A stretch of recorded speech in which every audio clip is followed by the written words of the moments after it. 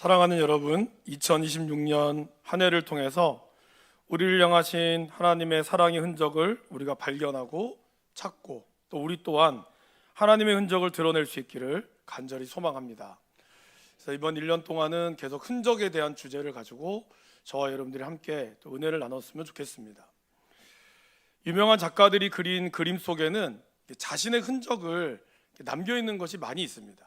그래서 그림 속에 자기 자신이 들어가 있다거나 아니면 자신의 숨겨져 있는 그런 서명들, 그런 독특한 자기만의 이제 그림들이 있죠. 특별히 오늘 세 편을 여러분들에게 한번 소개해 드릴까 합니다. 첫 번째는 미켈란젤로의 최후의 심판이라고 하는 작품입니다. 한번 보실까요? 여러분 저 작품에서 이렇게 흰색으로 쳐져 있는 거 보이시죠? 네, 보이십니까? 네, 저기를 자세하게 한번 그 다음 페이지 넘겨보시면 약간 이렇게 찌그러진 얼굴이 있습니다. 저 살가죽을 들고 있는 사람은 성 바르톨로메오라고 하는 이러한 성자이고, 그리고 거기에 이게 살가죽처럼 저런 고통스러운 저 사람의 얼굴은 바로 미켈란젤로입니다. 자기의 얼굴을 저렇게 고통스러운 죄로 인하여 최후의 심판 가운데 고통스러운 얼굴을 바로 그리고 있는 것이 바로 최후의 심판에 나와 있는 모습입니다. 또 다른 작품에는 라파엘로의 아테네 학당이라고 하는 작품입니다. 한번 보실까요? 여기에도 보면 큰 넓은 이런 아테네 파르테논 신전 같은 데서 동그라미 쳐져 있는 거 잘 안 보이시죠? 저기를 좀 더 확대해 보면은 이렇게 되어 있습니다. 저 사람이 우리를 쳐다보고 있는 것 같지 않습니까? 다른 사람들은 다 서로를 쳐다보고 있는데 저 사람은 우리를 쳐다보고 있습니다. 저 사람이 바로 라파엘로라고 하는 이 그림을 그린 사람입니다. 자기 얼굴을 여기다 넣어서 나도 이 모임에 있다, 이 아테네에 나도 이 학문에 동참하고 있다라고 하는 것을 은근슬쩍 보여주고 있습니다. 마지막으로는 카라바조의 세례 요한의 참수라고 하는 작품입니다. 이 작품은 이제 우리가 알고 있는 세례 요한이 참수를 헤롯 왕에게 목이 잘리기 전에 그렸던 건데, 거기에 보면 피자국이 나와 있습니다. 저 흰색으로 쳐져 있는 분이 피자국인데요. 그 밑에는 이름이 되어 있습니다. 바로 자신의 이름을 서명했습니다. 이제 F라고 하는 것은 그 기사라는 뜻이고, 그래서 미켈란젤로라고 하는 그에게 보내는 그림, 이러한 뜻이 이게 담겨져 있습니다. 그래서 저런 어떤 그림들을, 저런 작품들을 통해서 작가들은 자신의 작품이라는 것을 은연중에 드러내기를 원했던 거죠. 그리고 여러분 또 작품들 중에서는 비슷한 작품들이 많잖아요. 근데 저런 거는 따라할 수가 없는 거죠. 고유하게 내가 만들었다라고 하는 이제 그것을 따지죠. 그걸 우리는 소위 뭐라고 얘기할까요? 원조라고 하죠, 여러분. 1월 1일 날에 저희 가족들과 함께 이렇게 치킨 한 마리를 먹고 차를 타고 광안리를 한 바퀴 이렇게 쭉 돌았습니다. 걷고 싶었는데 너무 추워가지고, 근데 가다 보니까 언양불고기 파는 집이 있는 거예요. 그래서 나중에 사 먹어야겠다, 맛있겠다 했는데 언양불고기 본점이래요. 거기가. 여기가 본점이구나. 조금만 더 가니까 부산집 본점이 나온 거예요. 근데 거기 보니까 밑에 자기네가 언양불고기 진짜래요. 헷갈리더라고요. 다음에 어디를 가야 될지. 저한테 알려주시면 감사하겠습니다. 근데 이것뿐만이 아니라 여러분, 해운대 가면은 해운대 그 예전 해운대 터미널 있지 않습니까? 터미널 저기 보면 원조 할매 국밥집이 하나가 있습니다. 근데 그 바로 옆에 건물이 하나 더 생겼어요. 거기에도 원조 할매 국밥집이라고 되어 있어요. 그래서 날짜가 나와요. 1970 몇 년, 60 몇 년. 그리고 이것뿐만이 아니라 그래서 원조 할매 그 쳐보니까 막 천지백갈에 다 자기가 원조래. 어떤 게 원조인지를 알 수가 없어요. 근데 사람들은 원조에 목말라 해요. 그렇지 않습니까, 여러분? 만약에 여러분들이 여기가 원조집이야 하면 이 집이 맛이 없어도 일단 원조라고 하면 뭔가 우리의 마음을 이렇게 좀 여기가 진짜인가? 여기서부터 시작했나? 그거에 많은 관심을 갖습니다. 특별히 요즘에 우리 그 젊은이들은 심지어는 과자나 아니면 음식물에 뭐가 들어가 있는지 원산지까지 봅니다. 이게 정말 국내산인지 한우인지 아니면 프랑스산인지 칠레산인지 이런 거를 꼼꼼히 보면서 이 음식이 어디서 들어갔고 어디서부터 시작했는지를 그렇게 꼼꼼하게 보시는 분들이 있어요. 그만큼 이런 원조, 그리고 또 뭔가 진품, 이런 거에 대한 마음이 굉장히 있다라는 거죠. 여러분들은 어떠신지 모르겠습니다. 그렇다면 여러분, 우리 인간, 인간의 원조는 뭘까요? 우리 인류의 원조와 우리 원래 시작은 뭘까요? 우리가 이런 거에 대해서 잘 모른다는 거예요. 의외로 나의 어떤 근본이라든지 우리 삶의 가장 근원은 이상한 것으로 우리가 이것이 마치 진짜인 것처럼 착각한다는 거죠. 제가 대학교 1학년 때 전도 동아리에 제가 들었습니다. 그래서 진주로 여름방학에 진주로 일주일 동안 전도를 다녀온 적이 있거든요. 그래서 진주 시내에서 시골로 이제 들어가는 그쯤에 초등학교 앞에 웬 그 아저씨가 앉아 있었어요. 그래서 우리가 이제 전도를 하니까 그분이 갑자기 생뚱맞게 자기는 인간이 물고기로부터 진화해서 사람이 됐다는 거예요. 너무 황당하죠. 너무 황당한데 너무 확신 있게 이야기하니까 누가 봐도 믿겠더라고 이거를. 자기는 무슨 유튼 잡지에서 이걸 봤다는 거예요. 그러니까 과연 그렇다면 그 사람의 말에 따르면 저와 여러분들의 조상은 물고기입니다. 그러면 아니면 이제 우리가 흔히 아는 말로 우리의 조상은 뭐 원숭이로부터 나왔다. 그러면 그게 원조란 뜻이잖아요. 그러면 저와 여러분들의 본래의 원조가 사람이 아닌 그런 거고 원숭이고 아니 물고기고 그것이 과연 우리의 진짜의 모습일까요?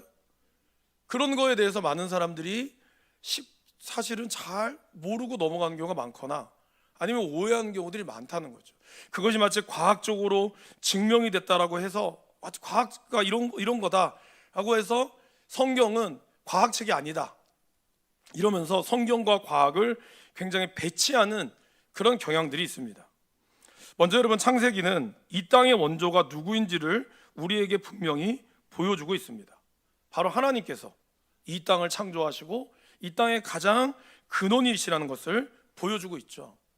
또한 창조에 대한 설화가 여러 가지 설화들이 있습니다. 창세기만이 아니라 성경뿐만이 아니라 고대에도 많은 창조의 설화들이 있습니다. 그 설화에 보면은 마르둑이라고 하는 신이 이 세상을 창조했다고 하기도 하고요. 그 다음에 제가 예전에 봤던 바벨로니아 판왕과 그쪽에서 보면 이 밑에는 거북이가 있습니다. 거북이가 이 땅을 받치고 있고 그 위에 이렇게 그 당시는 지구가 평평하다고 생각했기 때문에 이렇게 평평한 절벽 끝에는 이제 낭떠러지가 있다. 이런 어떤 고대의 그림들이 그려져 있죠. 그런데 그 그림에서도 그리고 설화에서도 없는 게 하나가 있어요. 그게 뭘까요? 태양보다 먼저 빛이 생겼다라는 것은 없어요.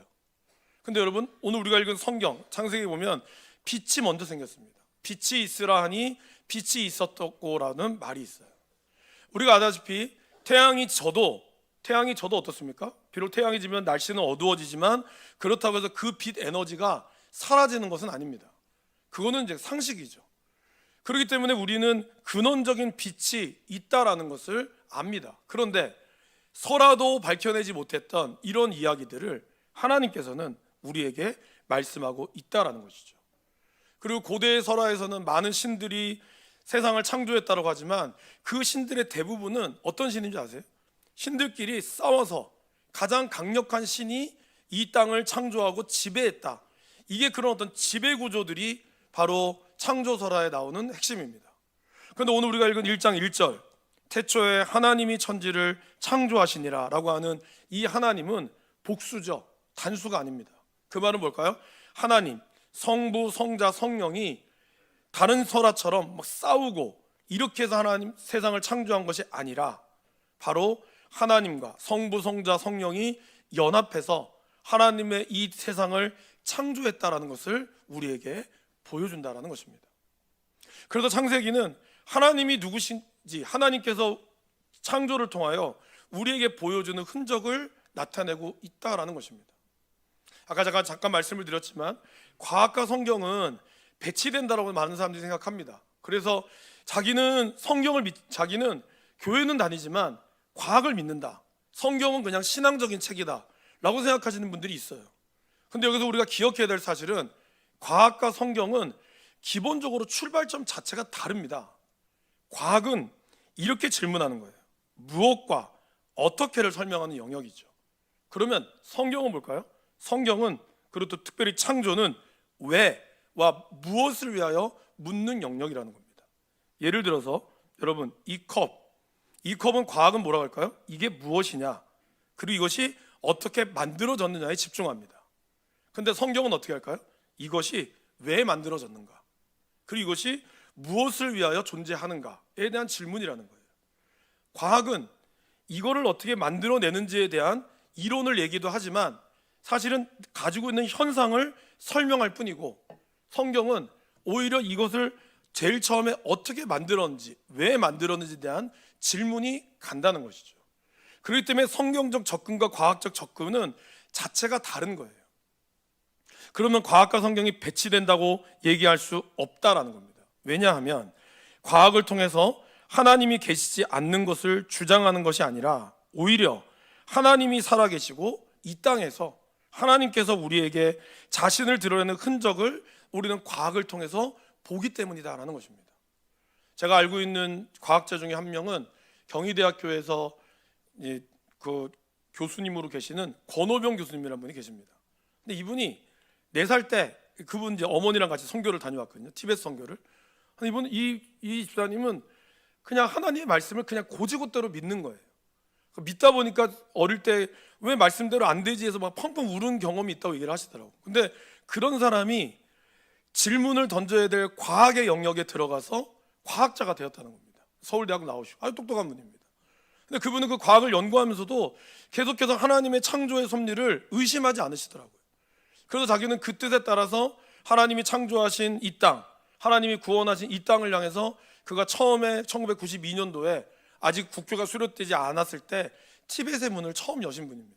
3명이 티벳을 갔고 저희가 갔을 때는 500명의 이 팀들이, 한 교회는 아니지만 여러 교회들이 그 해에 500명이 저희가 선교를 다녀왔습니다. 하나님께서 그 집사님을 통해서 이렇게 보여주신 거죠. 지금 이제 분당에 있는 교회 장로님이 되셨더라고요. 그분은 그렇게 하나님을 믿어요.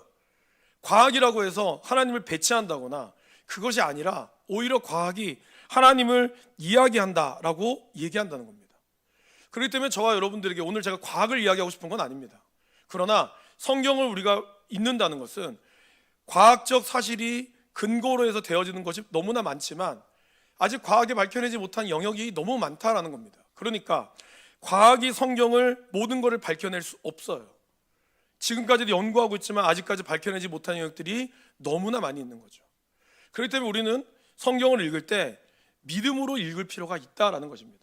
무턱대고 믿으라는 말은 아닙니다. 하지만 성경은 믿음의 영역으로 시작하지 않으면 우리가 그거를 온전히 받아들일 수 없다라는 것이죠.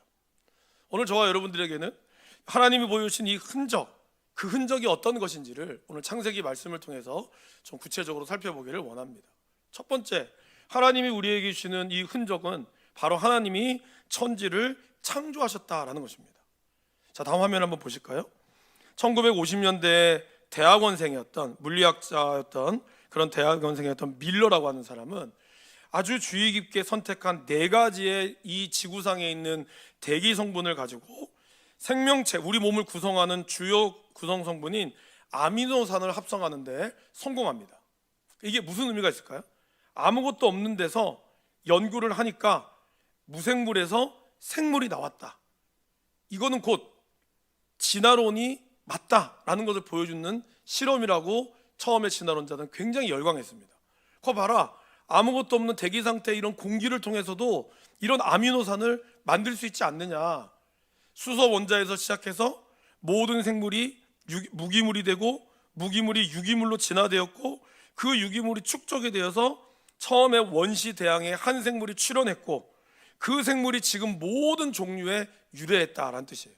그러니까 쉽게 얘기하면 아까 말씀드린 대로 아무것도 없다가 갑자기 단세포가 나오고 그 세포 중에서 물고기가 나와서 물고기가 진화해서 저와 여러분들이 되었다라는 겁니다. 과연 이게 맞을까요? 이게 1950년도에 일어났던 실험이거든요.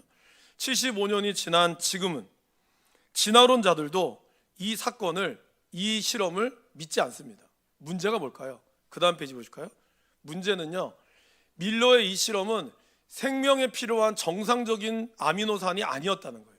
그러니까 다시 얘기하면 뭘 만들긴 만드는 것 같은데 이것이 우리의 삶이나 어떤 생명체를 만들 수 있는 그러한 어떠한 물질도 되지 못한다라는 겁니다. 이건 제 말이 아니라 진화론자들도 인정하는 내용이라는 거죠. 여러분들 보는 오른쪽에 보면 진화론의 창시자였던 찰스 다윈이 비고로를 타고 남아메리카 대륙을 여행하면서 갈라파고스 군도라는 섬에 도착합니다. 가만히 보니까 거기에 새들이 몇 새인데 여러 종류의 몇 새들이 서식하고 있는데, 여기 저 사진에 보는 것처럼 똑같은 몇 새인데 부리 모양이 다 다른 거예요. 그러면서 이 찰스 다윈이 뭐라 그랬냐면, 봐라, 서식지가 격리되어 서로 교미하지 않았으므로 생물학적으로는 다른 종으로 분류되었고 이것이 진화의 증거라고 교과서에 설명이 되어 있습니다. 아마 어렸을 때 우리 진화론을 배울 때 이 갈라파고스 군도의 새가 나왔었죠. 저 봐라, 저들은 서로 교류하지도 않았지만 다른 종이 되었다, 저것이 진화의 증거다라고 얘기합니다. 지금 2025년도를 살아가는 저와 여러분들, 이거를 과연 현대 생물학에서는 이거를 진화라고 말할까요? 말하지 않습니다. 왜 그럴까요? DNA가 발견이 됐거든요. DNA를 연구하면서 이 새의 모양은 다 다르지만 저들이 가지고 있는 유전적 DNA가 똑같다는 거예요. 그렇기 때문에 이거는 진화가 아니라 변이 되었다라고 표현할 수 있다라는 것입니다. 종보다 종류의 범위가 훨씬 큰 거예요. 그러니까 무슨 말이냐면, 여러분, 개는 여러 종류가 있죠. 시베리안 허스키가 있고 진돗개가 있고 풍산개가 있습니다. 그런데 그 개들은 다 모양이 달라요. 그러면 모양이 다 다르다고 해서 그들이 진화했다고 볼 수 있습니까? 종은 다르지만 종류는 다르지 않는 거예요. 그래서 이거를 과학자였던 김준 박사는 이렇게 이야기합니다. 예를 들어서 노아의 방주 속에 개가 한 쌍 들어갔습니다. 노아의 홍수 후에 한 쌍의 개는 어떻게 되었을까요? 진돗개, 풍산개, shepherd, 시베리안 허스키, 이러한 품종들이 변이가 되었고 늑대, 이리 등 개과에 속하는 다양한 아종이 출현했으리라고 볼 수 있다라는 것입니다. 그러니까 그 말을 다시 얘기하면, 여러 가지 고양이도 여러 가지 종류가 있잖아요. 뭐 페르시안 고양이도 있지만 여러분들 아시는 호랑이도 사실은 고양이과죠. 그러니까 더 높은 상류의 종류 안에서 변이는 일어날 수 있지만 그걸 가지고 진화했다라고 얘기할 수는 없다라는 겁니다. 우리가 노아 홍수를 이야기하면서 그렇게 얘기하죠. 노아 홍수에 그러면 엄청나게, 지금 이렇게 엄청나게 많은 종류들이 어떻게 그 배에 들어갈 수 있을까? 근데 여러분, 노아 홍수 때는 시베리안 허스키라는 종이 있었을까요? 없었습니다. 없었어요. 그거는 이 조금 현대에 와서 사람들이 개를 어떤 교미하는 과정 가운데서 생겼던 종류인 거죠. 종인 거죠. 개라고 하는 종류 자체는 바뀌지 않는다라는 겁니다. 저와 여러분들은 어떻습니까?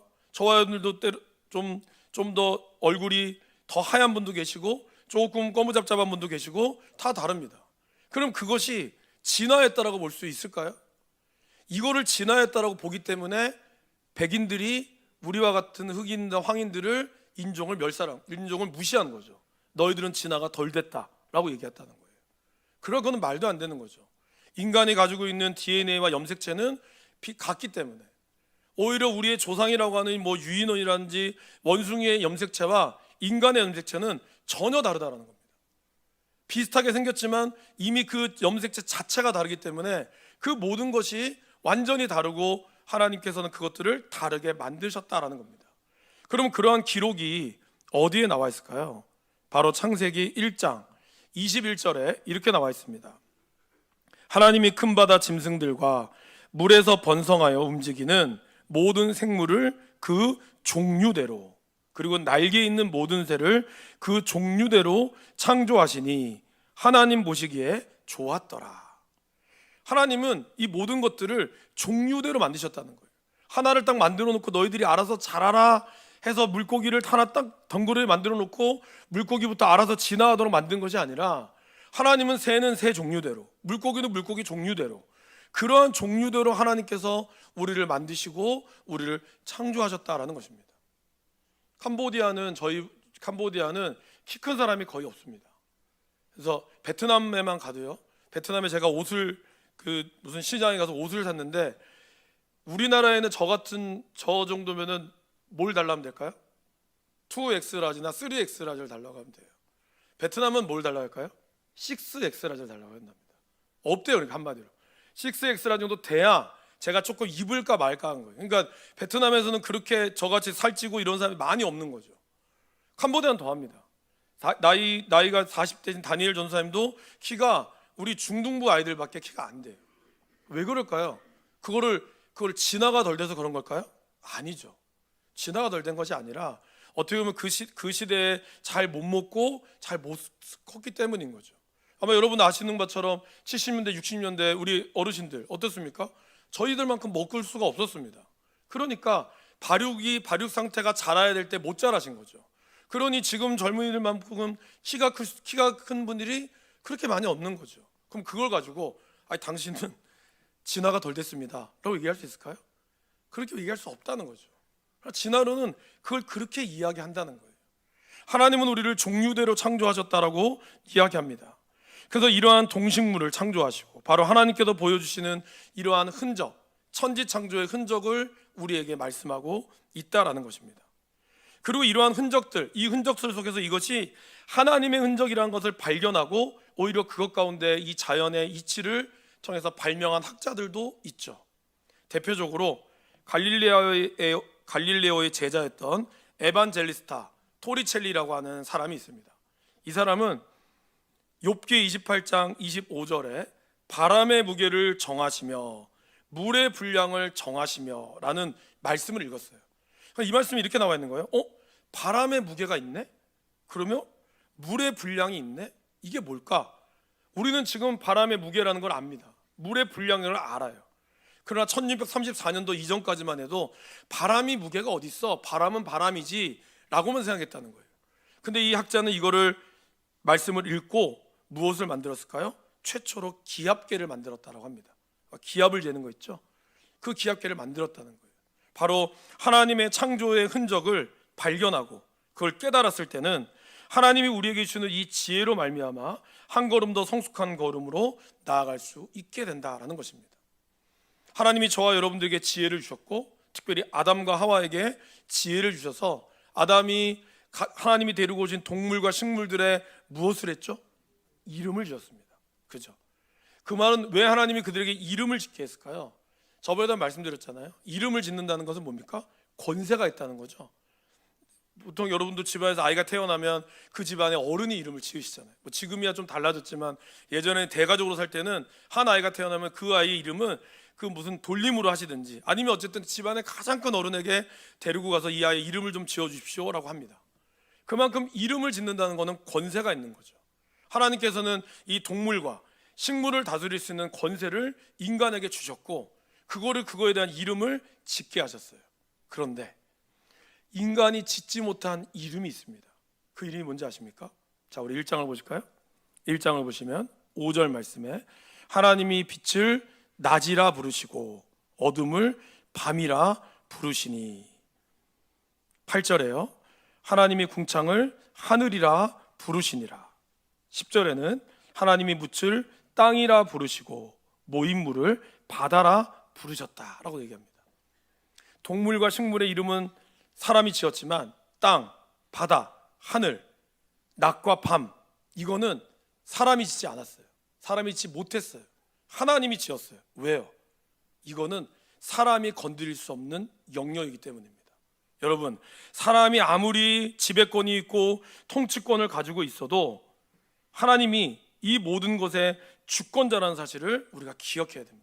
인간이 아무리 능력 있고 아무리 힘이 있어도 낮과 밤을 바꿀 수 있는 변경을 시킬 힘이 없습니다. 인간이 아무리 똑똑한다고 한들 기후와 땅과 바다를 통제할 힘도 전혀 없습니다. 저 그림에 나오는 것처럼 우리 인간이 저런 천둥과 번개, 화산재, 어마어마한 파도와 태풍 이것을 막을 수 있을까요? 일시적으로 막을 수 있을지 모르죠. 그러나 이거를 우리가 감당할 수는 없다는 겁니다. 출애굽기 보면 모세가 10가지 재앙을 하잖아요. 첫 번째 재앙이 뭐였습니까? 피였죠. 나일강을 피로 바꾸고 두 번째 재앙은 개구리가 나일강에서 올라오는 재앙이었어요. 이 재앙을 마술사들도 했어요. 근데 문제는 뭘까요? 얘네들이 하는 바람에 피가 더 진해졌고 개구리는 10마리만 나와야 될 10마리가 100마리가 나와버렸어요. 오히려 애굽은 혼란에 빠지게 됐죠. 세 번째 재앙이 뭘까요? 이 재앙입니다. 이는 마술사들이 못했어요. 왜 못했을까요? 이는 만들어낼 수가 없거든요. 개구리는 살아있는 개구리를 불러 올릴 수는 있겠죠. 그들이 좋아하는 뭘 통해서도 피도 뿌리면 되겠죠. 하지만 이는 창조해야 한다는 겁니다. 그러기에 마술사는 그거를 감당할 수 없다는 것입니다. 여러분, 사람들이 뭔가를 만들어내면 대단히 신기하게 하지만 그거를 감당할 수가 없어요. 플라스틱 엄청난 발명이죠. 지금은 어떻게 했습니까? 플라스틱을 처리하지 못해서 난립니다. 인간이 자기의 과학을 우리가 발전했다고 하지만 어느 누구도 그거에 대해서 그걸 쉽게 얘기하면 뒤처리를 할 수 있는 능력은 아직까지 너무나 부족하다는 것이 우리가 알아야 될 사실이다라는 겁니다. 1991년 9월 26일부터 2년간 미국 애리조나에서는 어떤 실험을 했습니다. 이 실험의 이름이 바이오스피어 2라고 하는 프로젝트입니다. 아마 여러분 한번 보신 분도 계실 거라고 생각해요. 이게 예전에 서프라이즈, 신비한 TV 서프라이즈에서 나왔거든요. 그러니까 이게 그겁니다. 즉 축구장 크기 한 2개 반 정도, 3개는 좀 안 되고 어마어마한 크기에 이 지구와 똑같은 환경을 만들어 준 거예요. 그래서 여기에는요 사막도 있고요, 열대 우림도 있고요, 바다도 있어요. 그리고 여기에 8명의 연구원이 이곳에서 살아남는 생존 프로젝트를 한 거죠. 똑같은 조건, 지금 지구상 우리가 알고 있는 모든 자연환경의 조건을 만들어서 이들이 살아보자. 앞으로 지구가 멸망할 수도 있으니 우리 현대판 노아의 방주를 만드는 거죠. 결과는 어떻게 됐을까요? 결과는 갈수록 식량이 줄어들고 그로 인하여 사람들끼리 갈등이 생기고 서로 죽이고자 하는 그런 마음들로 인해서 2년 만에 이 프로젝트는 실패하고 말았습니다. 눈에 보이는 이러한 식물들은 만들 수 있지만 제가 다음 주에 말씀드리겠지만 눈에 보이지 않는 그 손길을 간과했던 거죠.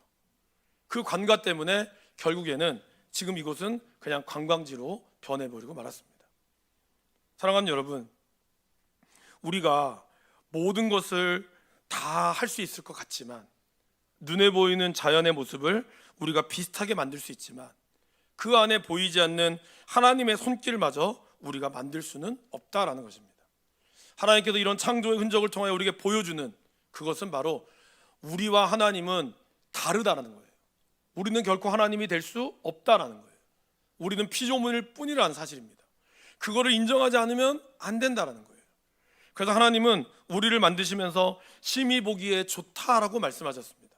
근데 여러분, 이렇게 하나님은 한마디로 보기에 좋다라고 말씀하셨지만 과학을 좀 우리가 관심을 있으신 분들은 지구가 존재하기 위해서는 뭐가 필요하죠? 태양이 필요합니다. 근데 태양이 지금보다 조금만 앞에만 당겨와도 우린 불에 타 죽고 태양이 지금보다 조금만 멀리 떨어져도 우리는 얼어 죽습니다. 달과의 거리, 그리고 이 모든 우리는 못 느끼지만 이 엄청난 속도로 지구는 매일 자전하죠. 한 바퀴 돌죠. 공전합니다.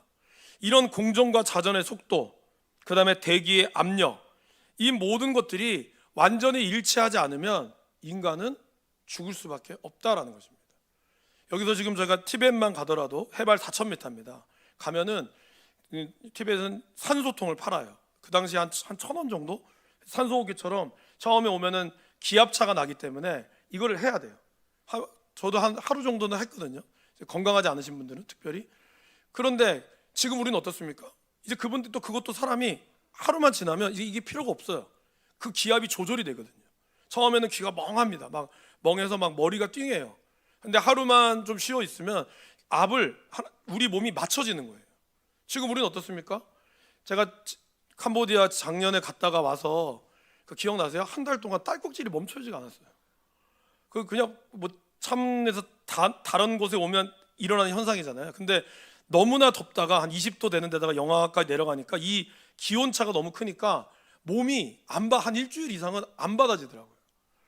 그런데도 어떻습니까? 지나고 나면 또 괜찮아요. 우리의 몸이 그렇다라는 것입니다. 하나님이 우리 몸을 이렇게 완벽하게 만들고 우리의 지구의 환경을 만들었는데 이거를 과연 과학적인 시도로 할 수 있을까? 못한다는 거죠. 어느 과학자도 어느 뛰어난 물리학자도 이거를 만들어낼 수가 없다라는, 이론적으로는 가능하겠죠. 실제로 구현해내기가 어렵다라는 겁니다. 결국 우리 스스로가 무엇을 이룰 수 있다라고 착각해서 스스로 하나님이 되고자 하는 것은 아닌지를 우리가 돌아보면 좋겠습니다. 하나님의 창조에는 그러기에 무의미한 것이 없어요. 하나님 보시기에 오늘 좋은 것이 가장 좋은 것입니다. 하나님께서 우리를 위해 보여주신 이 자연의 흔적들, 오늘 우리의 주변에도 널려 있다라는 것이죠. 아침에 뜨는 태양과 저녁에 노을 뿐만 아니라 여러분들이 호흡하는 이 모든 순간순간들이 하나님이 보여주시는 흔적들이다라는 것입니다. 우리는 그걸 통해서 우리 한계를 인식해야 한다는 거죠. 이사야는 이렇게 있잖아요. 너희가 아무리 건강해도 코만 막으면 죽을 수밖에 없는 연약한 존재라고. 저와 여러분들이 코를 꽉 막아서 5분만 있어 보세요. 5분도 못 계실걸요? 뭐 폐활량에 따라 다르겠지만 3분 버티기도 힘듭니다. 물속에서 우리가 10분 못 버티죠. 그렇게 이 잠수질을 하는 해녀분들도 5분 이상 못 버팁니다. 10분 하면 갈까요? 정말 잘하신 분들 아니면 없습니다. 그만큼 인간은 인간이 가지고 있는 한계가 있다라는 겁니다. 이거를 인식할 수 있는 것, 그리고 그 안에서 하나님의 창조의 뜻을 발견하며 우리가 그 안에서 찬양하고 감사할 때 우리 안에 있는 하나님의 흔적들이 저와 여러분들 통해 드러나게 되는 거예요. 하나님은 우리를 예배할 때, 감사의 고백이 나올 때 그분의 흔적을 저와 여러분들에게 보여주시고 그 가운데 하나님의 역사를 이루신다라는 것입니다. 그 흔적들을 우리가 찾으시고 흔적 가운데 역사하신 하나님의 은혜가 우리의 삶에 가득하시기를